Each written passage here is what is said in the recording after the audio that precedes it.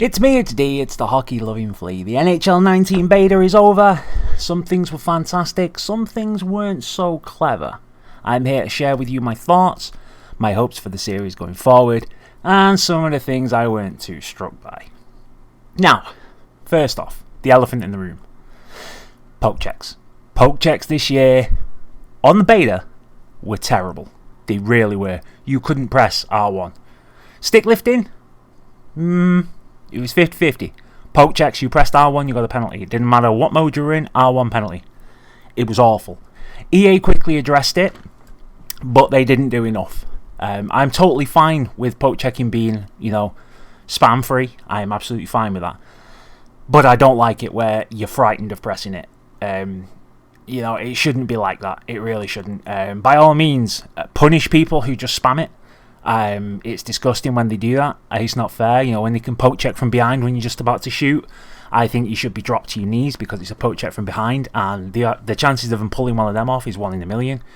You should have to weigh up your options. Are you going to get in there? Are you not going to get in there? Are you the last man? Is it worth it? Might as well just swipe his legs, But whenever you're one-on-one with a guy, you're skating back, he's skating forward, there's nothing in between you. It's you, puck, him. You press R1 and he hits the deck. I don't like that at all. It's stupid. It really is, and that needs to be addressed massively. It really, really does. EA are aware of it, so it's okay. Next on, the AI near the goalkeeper is terrible. When the goalie is, say the goalie gives the puck out behind the net and the AI grabs it, EASHL especially, he just turns into a cabbage. He doesn't know how to react when he goes around the net, and a lot of the time he'll just go straight into the goalkeeper, the puck will bounce into the net.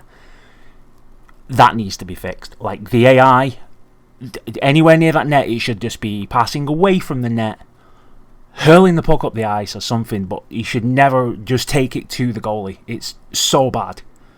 And speaking of the goalie, when did goalies start throwing the puck out when nobody calls for it? Like, on numerous occasions now during games of threes, EASHL 3s, not the arcade 3s, games of 6s, when I'm with friends as well, this isn't when I'm just on with randoms, the goalkeeper just decides to throw the puck out randomly, and it's caused so many goals against. Nobody taps the ice, nobody presses R2. We all, on our team, everyone knows not to do it, because when we first got together, everyone was doing it and we conceded so many goals, it was stupid. But that was like 4 years ago now, maybe 5 years ago, and it was ridiculous. But now we've all grown up a bit, we've all played together a lot, and we know. So that's another thing that needs to be sort of addressed. It's pretty silly. Snipers, playmakers, danglers, small builds in EASHL are, at the moment, redundant. There is no point in playing them, because of the no defence. You can't poke check, ergo you cannot defend.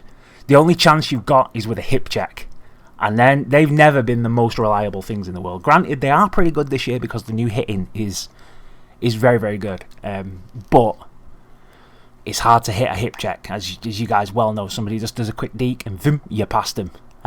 It's not as reliable as it is just straight hitting them. But this year, if you're a sniper and you go up against a power forward and you go to hit them, chances are you're coming off worse, and with injuries, yeah, it's not good. So snipers, playmakers, danglers, small builds, short players, quick players, they're all in deep trouble this year. The CR rating, once more, completely pointless. What's the point in it? It's not a competitive rating, it's a win rating. That needs to go. It needed to go last year. Like, it definitely needs to go now. It should have win rating and then competitive rating. Your competitive rating should be you as a player. Your competitive rating should be the stuff in ones. Where you play really, really well, that's you. Do you do some deeks, score goals, get assists, that's you. Especially if it's going to be sharing the rating with the ASHL Arcade 3s, that's going to be a joke. Fighting, forget it. Fighting this year, it's as bad as it was on 14 when you could just hold R2 and it would dodge everything. Last year's fighting, perfect. Spot on. NHL 18 fighting was the best. It has never been better. This year, now you just hold R2, you don't even take damage anymore. You just hold R2 to dodge everything because people are cowards and they won't fight. You should be made to fight. absolutely made to fight. But, you know, chickens. Absolute chickens. Especially when you get to the higher divisions. Division 3, 3, 2, 1. Forget it. You ain't getting fights. It doesn't happen. Everyone's a coward. This is hockey, baby, not football. We fight here. For the good things, though. Graphically, the game's wonderful. It looks wonderful. The character models, the way they move, fantastic. The skating system this year is unbelievable. It feels like it does when you're an actual hockey player. Like, a lot of the times last year and previous NHL games, it doesn't feel like you would on the ice. Like, you can't quickly maneuver left and right, which you can in real life. Like, you can take a couple of steps to the left, take a couple of steps to the right, but that was never in the game. This year, it's wonderful. Especially, like I say, on ones. On ones, you can deke your way around everybody and have a wonderful time. So that is top notch. Can't wait to see that going forwards into the future. Hitting is amazing. It's the best thing in the world. You play arcade 3s and you just go to town. It's fantastic fun. Hitting this year is one of the highlights. Bar none. It's wonderful. Oh god, yeah. I can't say enough good things about the hitting this year. I just wish that we had, what was it called? God, what's it called? The thing where you can just watch hits after, you know, like the replays. When you could just watch all of the hits, because I would have made so many montages with hits. We've gone flying over the goalkeeper. We've been backdropped, spun out. Oh man, we took people's knees out. One player slid and the other one hit, and like his legs went, and then when he was in midair, he got body checked. Oh, it was wonderful, absolutely amazing hitting. So that was another thing that is just the business. Online play against other players, you know, 1v1s. In like a match, online play now, because of the poke checks and the spamming of the penalties, the games were long, man, and they were boring. Because the games were so long, I was not a fan. Not being able to edit your lines on the beta is always a pain in the bum.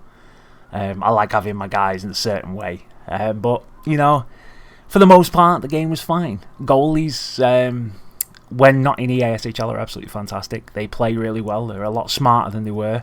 The Scoochie is still there, but you have to have good hands to do the Scoochie this year.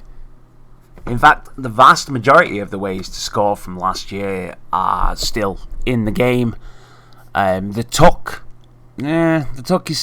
there, but it's not as overpowered now because goalkeepers seem to react better, which is great. I like that the goalkeepers are actually behaving like goalkeepers should, instead of just being idiots. The one-timer will always be the king of scoring. It just will. Goalies still need lateral quickness, in my opinion, to at least, you know, have a chance. But if you look at proper hockey, you know, goalies don't move that fast. They make desperation dives, but they're not in the game for some reason. I think they should be. I think as soon as you've passed that puck across, there should be a desperation dive. But even then, think about it. You pass your puck from a winger to a centre for the one-timer. You know that the goalie's going to do a desperation save. You just pass it back to the winger and one-time it instead. So it'd just be a 1-2 1-2 one-timer. 1-2 one-timer? Yeah, 1-2 one-timer. That's what I meant. Yeah, I'm sticking with it. There's always ways to exploit things.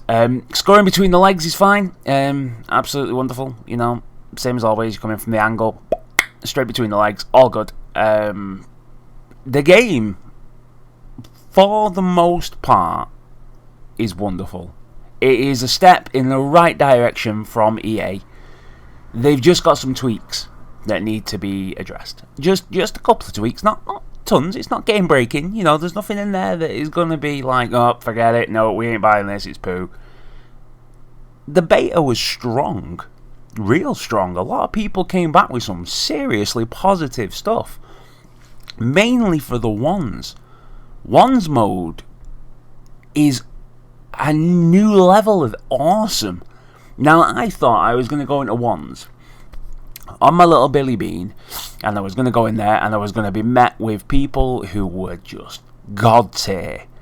Now, I'm not an amazing player. I'm alright. You know, I can win Division 1. We've won Division 1 in the ASHL. I can handle my own. I play on the hardest difficulty and all that stuff. but I don't consider myself to be like super elite or anything like that. I'm just alright, you know, I'm okay.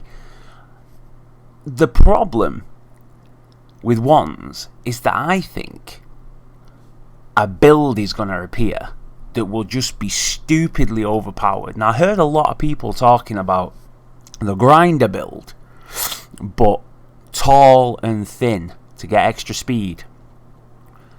Now, hopefully that isn't the case, because it's nice to have a little bit of variety here, there and everywhere, but like I said earlier about the sniper and the playmaker being too small, in wands, if you're a small player, you're going to get hit a lot. Now imagine somebody who is super fast being able to hit like a truck. You know, that's going to be a problem, especially in there, because you can just knock everybody over, and that's going to suck. But wands is good fun. The daily reward system in it, I like that a hell of a lot, because you can get on there, play, I don't know, say 3 games, guarantee yourself a bag for the following day. I think I played like 5 or 6 in a row or something, won some diamonds, and got myself a nice rare kit, which was awesome, you know, and it took me about 20 minutes, if that, which is mint. You know, you ran out of bags really quickly on on the beta because of the level 16 cap, and yeah, it was top. 3s, super fast 3s. Yes, that's where it's at. That's where I'll be spending a lot of my time, because that mode is brilliant. It really accentuates the hitting and brings home the fun of hockey for me. NHL 19, mark my words, it's going to be the first step into making the series mint again. All we need is something done with single player mode, and then we'll be getting there. As long as they've done something with HUT this year, expanded on what they created last year with HUT Champions, everything's going to be gravy. This will be the year of hockey. Mark my words. I've been a little Spanish Flea. You've been great. Thank you for listening, and I'll see you guys next time. See ya. Victorious. Give that player his very first championship title. Great job, my man. You earned it.